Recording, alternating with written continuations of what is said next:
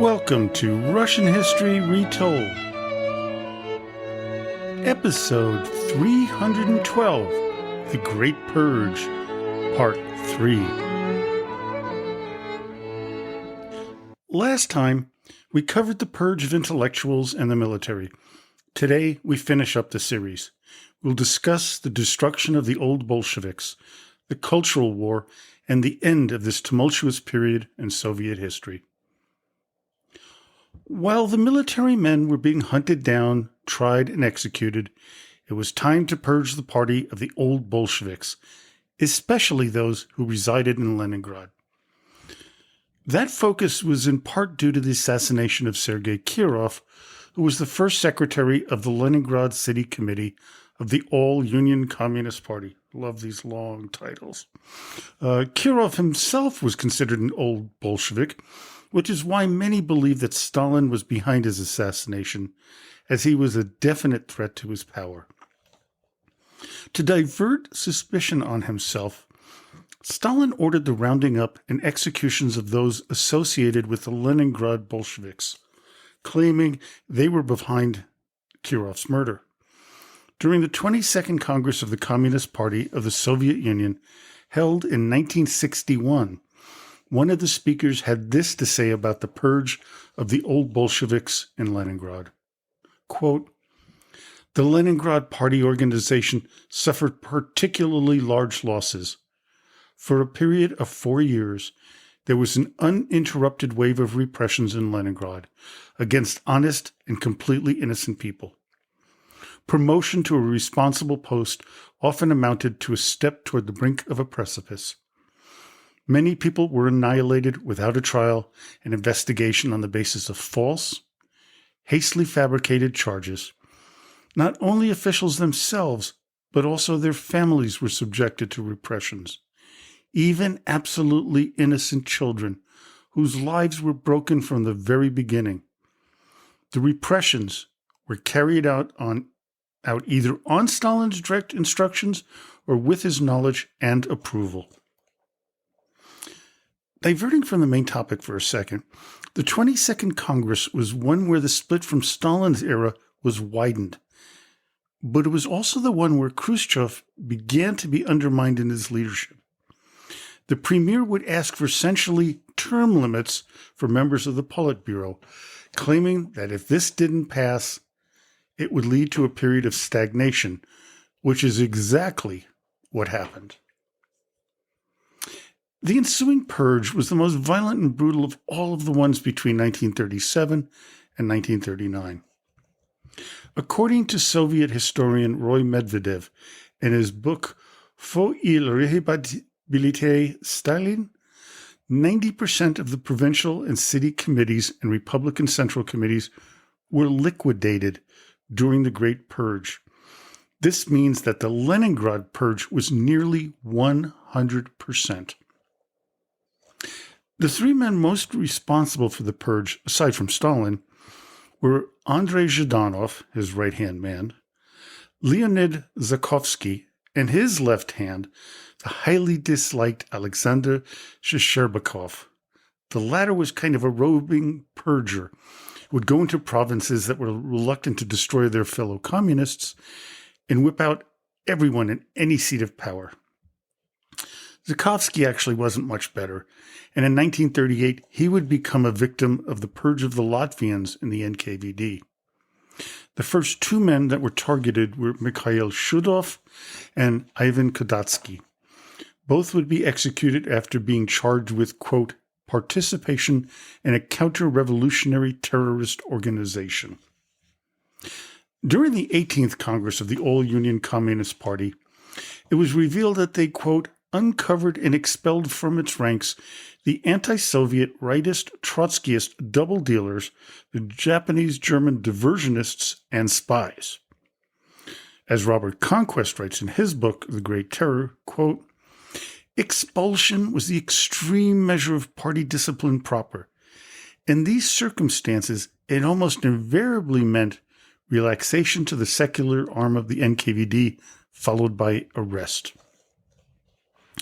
Interestingly, only 2% of those in attendance at the 18th Congress were at the 17th Congress held just 5 years previously. While the top people were being rounded up, the purge began to pull in those in the lower echelons. One of the reasons was that Leningrad had a large group of people who really wanted to remove Stalin, but were scared to carry out any plans. To quote Conquest again, quote, "Yet most are perhaps best thought of as Stalinists with a slight rightist tinge, a position to which Kirov himself to some extent evolved." During the secret speech by Nikita Khrushchev in 1956, he mentions an important person in the persecution of the Leningrad group. Quote, "During the examination in 1955 of the Kornarov case, Rosenblum revealed the following fact. When Rosenblum was arrested in 1937, he was subjected to terrible torture, during which he was ordered to confess false information concerning himself and other persons. He was then brought into the office of Zakovsky, who offered him freedom on condition that he made before the court a false confession fabricated in 1937 by the NKVD concerning, quote, sabotage, espionage, and a diversion in a terroristic center in Leningrad." Zakovsky goes on to further say, "You yourself will not need to invent anything. The NKVD will prepare for you a ready outline for every branch of the center. You will have to study it carefully and remember well all questions and answers which the court might ask. Plus, the case will be ready in 4 to 5 months, or perhaps half a year. During all this time, you will be preparing yourself so that you will not compromise the investigation and yourself. Your future will depend on how the trial goes and on its results. If you begin to lie and testify falsely, blame yourself. If you manage to endure it, you will save your head, and we will feed and clothe you at the government's cost until your death." Imagine how frightened Rosenblum was at this. What's highly ironic about the speech of Khrushchev was how he himself was an avid purger during this period, which he avoids discussing in his autobiography. Nikita claims that Stalin had deceived him. After being removed from power, Khrushchev tried to rehabilitate himself in his role in the Great Purge. As he writes, quote, "You could put together a whole book consisting of nothing but the names of the important military, party, administrative, and diplomatic leaders, all men of the Leninist school, who were Stalin's first victims, honest, loyal Leninists, devoted to the cause of the revolution. They were the first to go when Stalin imposed his arbitrary rule on the party." Only 2 of the 154 delegates from Leningrad who appeared at the 17th Congress were seated at the 18th. Zhdanov would place those loyal to him in their place. Unfortunately for many of them, they would perish in 1950 during another purge known as the Leningrad case. Stalin really had it in for anyone from Leningrad. Some believe that it was his dislike for the city, as it had been the home of many of the elite during the time of the Tsars, and that Stalin believed that the city itself would poison people's minds. Next up on the target list were the first secretaries of the provinces. Only 2 would survive: Khrushchev in Moscow and Lavrenti Beria in the Caucasus. When men like Kaganovich, Malenkov, Zhdanovich, and Shirkiratov went to the provinces, they quickly had the first and often the second secretaries arrested. Often they would communicate with Stalin, who would recommend that they, quote, not be too liberal, unquote, in their handling of the situation. In one province that Kaganovich visited, the following was written about the 3-day stopover, quote, "He accused the entire party organization, which had great revolutionary traditions, of supposedly standing aloof, of being off to the side of the high road. At a plenary session of the provincial committee, he pinned the label 'enemy of the people' on the majority of the executives, without any grounds. On and on it went, from one province to another. Whole swaths of loyal Bolsheviks were annihilated. In some cases, if you mentioned a person as a comrade, you could be arrested, as you might not know that they had just been detained minutes before. One speaker at a plenum got up to the stage and said, quote, "As the previous speaker already stated, we must complete the harvesting in a shorter period. At the same time, Comrade Kostyukov failed to point out that..." At these last words, the People's Commissar again put his hands on his hip and inquired sneeringly, "Is Kozyukov your comrade? Curious, very curious. The accomplice of Kazakov. His henchman, Kostyukov, was arrested 15 minutes ago." The speaker was then swept up in a way as were all members of the Bureau of the Provincial Committee within 40 minutes. Such was the terror of the Great Purge. And it didn't stop there.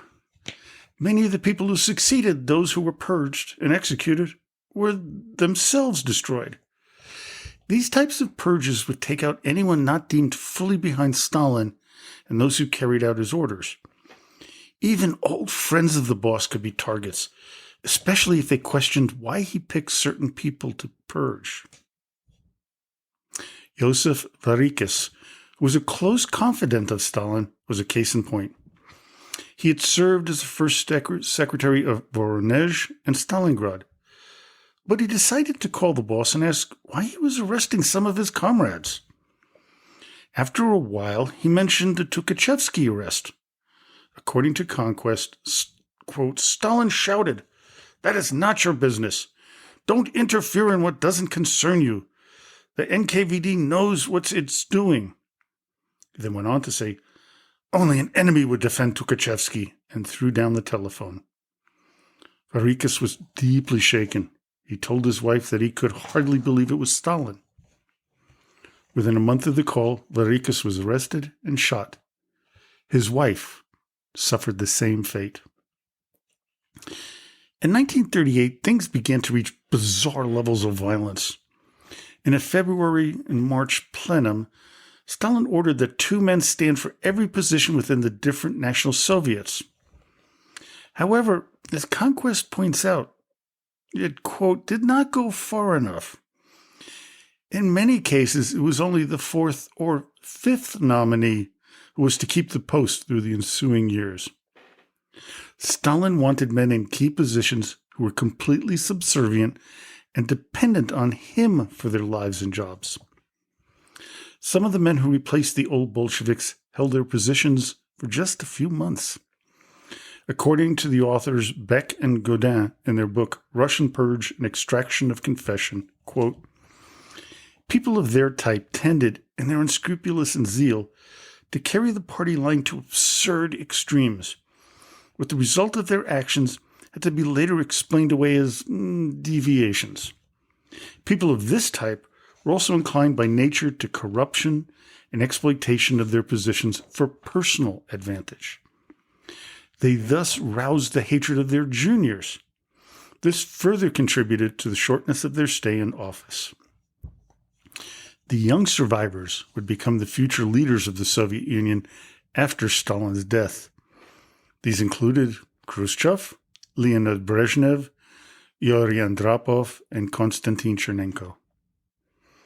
Throughout Belarus, Georgia, Armenia, Ukraine, and other regions, wave after wave of executions of party members. But then another wave was to go after the persecutors, the NKVD itself. Nikolai Yezhov, the head of the NKVD, after purging and executing Yagoda, tried to concentrate his power in his hands, something that did not go unnoticed by Stalin. The boss, though, had a tight grip on the proceedings with Yezhov as his point man. In the first 2 years of the purge, Stalin received 383 lists of names of people to be executed or sent to the gulags. 4 men would sign the lists of people to be shot: Stalin, Molotov, Kaganovich, and Malenkov. Here is a sample of a list. Comrade Stalin, I am sending for you approval 4 lists of people to be tried by the military collegium. List 1, General. List 2, former military personnel. List 3, former personnel of the NKVD. List number 4, wives of enemies of the people. I request sanction to convict all in the first degree. Signed, Yezhov. A first degree request meant execution. 1938, though, would be the beginning of the slowdown in executions, although the numbers were still staggeringly high. In 1937, 936,000 people were arrested. 1938 saw 638,000 taken into custody. But the focus changed from just about everyone to specific targets. There was a deep concern amongst the members of the Politburo that Stalin and the party were decaying far too rapidly. As Getty and Naumov write in their work, The Road to Terror, quote, the party had to be rehabilitated. Mass expulsions had to be stopped. Admissions of new members and readmissions of those expelled had to be speeded up. The Moscow leadership realized that it could not govern without a nomenclatura. The party, now cured of disease, had to be given a clean bill of health. The trick was finding a symbolic formula for that pronouncement. The problem was how to do this with paranoia being rampant amongst the new party officials. They also had to find scapegoats, as the Politburo members could not be blamed, because this would erode their power and prestige. The beginning of the end of the Great Purge would start with the January 1938 plenum. According to Getty and Naumov, quote, it attacked the false vigilance of certain careerist communists who were striving to ensure themselves against possible charges of inadequate vigilance through the indiscriminate repression of party members. Such a leader indiscriminately spreads panic about enemies of the people and is willing to expel dozens of members from the party on false grounds just to appear vigilant themselves. Even with this apparent reversal, they continued with the purges. At first, the NKVD was praised for reeling in the fervor and for having indeed discovered those who were overzealous. One of the first targets was Pavel Postyshev, a territorial party secretary who's one of the most prolific purgers. Many complaints were lodged against Postyshev, but he was well protected until he was no longer necessary. The lower party secretaries were the other group that needed to be slowed down. They needed to restrain those who were totally uncontrolled. This was yet another method of deflecting blame from the top to the bottom. Things needed to be wrapped up. Now, the last of the show trials, the Moscow show trials, were held in March 1938. This is where Bukharin, Rykov, Yagoda, and 13 others were found guilty. It tied everything from the first 2 show trials together. When Yagoda was implicated, it explained why it took so long to uncover, as the secret police were involved in the collusion. Yezhov wanted to continue with the trials, specifically a prosecution of Polish spies. Stalin declined to allow it.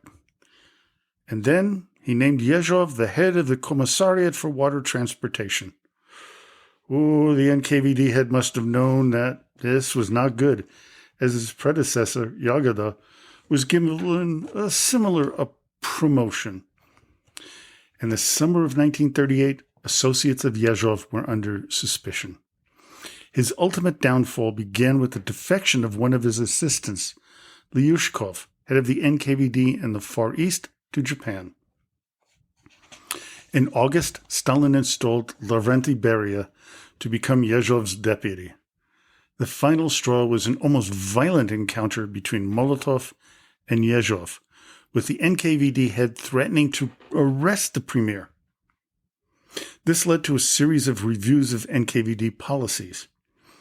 This put Nikolai in the crosshairs of his critics. As one expert about Yezhov commented, quote, Yezhov's primary crime, however, consisted in the fact that he had not informed Stalin of his actions. Now, the boss really hated not being in the loop, so this was a significant breach of authority. At first, the blame for the uncontrolled purge was at the feet of Yezhov's underlings. They'd be the first to go. He would be blamed for not unmasking them early on. Yezhov quickly sent Stalin a letter of resignation, which was immediately accepted. It is said that Nikolai began to drink heavily and was deeply depressed as he knew what was in store. Yezhov was arrested on April 10, 1939, and executed on February 4, 1940, by either future KGB chairman Ivan Serov or by Chief Executioner Vasily Blokhin in the basement of a small NKVD station on the Voronovskaya Lane. Tens of thousands of people would be released from the prisons and gulags throughout the Soviet Union. The evidence uncovered after the fall of the USSR suggests that if you didn't confess to any crime, you had a much better chance of being released. This did not mean that the Soviet government stopped the repression of its citizens. It was just smarter at doing it. Looking back at the Great Purge, we have opinions from some of those at the heart of it, like this from Molotov. Quote, it is interesting that before the events of the 30s, we lived all the time with oppositionist groups. After the war, there were no opposition groups. It was such a relief that it made it easier to give a correct, better direction. But if a majority of these people had remained alive, I don't know if we would be standing solidly on our feet. Here, Stalin took upon himself chiefly all this difficult business. But we helped properly, correctly, and without such a person as Stalin, it would have been very difficult, very. Especially in the period of the war. All around, one against another.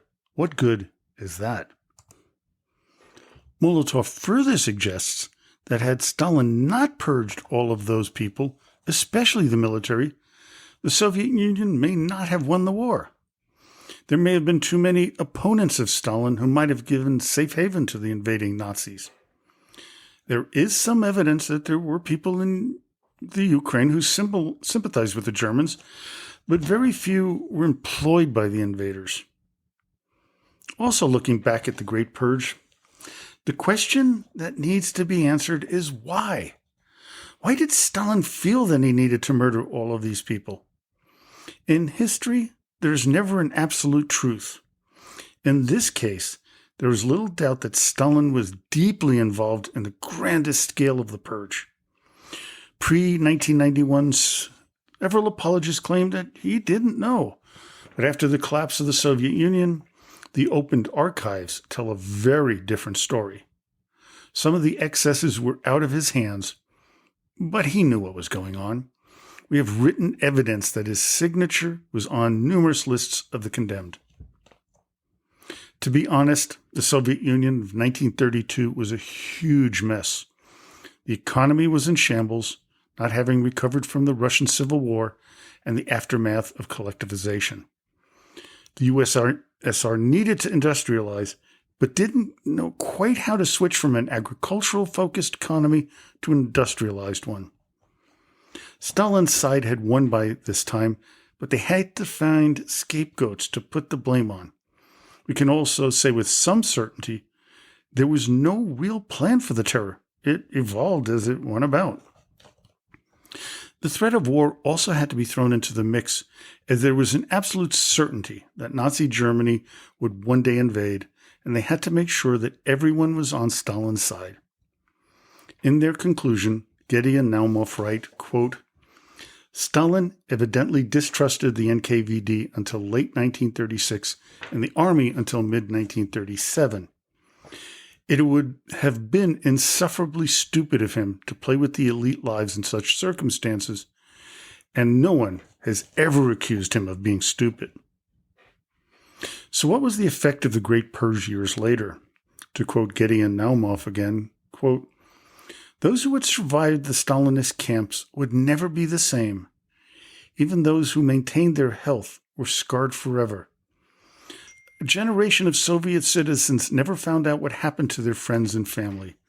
A generation of children wondered about their parents. Huge number of lives had been destroyed in one of the greatest human and personal tragedies of modern times." They further say, in the 1990s, the victims, ghosts, and heirs of the terror still walk the earth. We must ask ourselves in the 2020s, what effect did the Great Purge have on Russia today and its policies? It is an ongoing issue that we may have to answer one day. Well, I hope you enjoyed today's episode. Join me next time when I discuss the life of Sergei Witte, the Russian statesman who served as the first prime minister of the Russian Empire. So, until next time, до свидания и спасибо за внимание.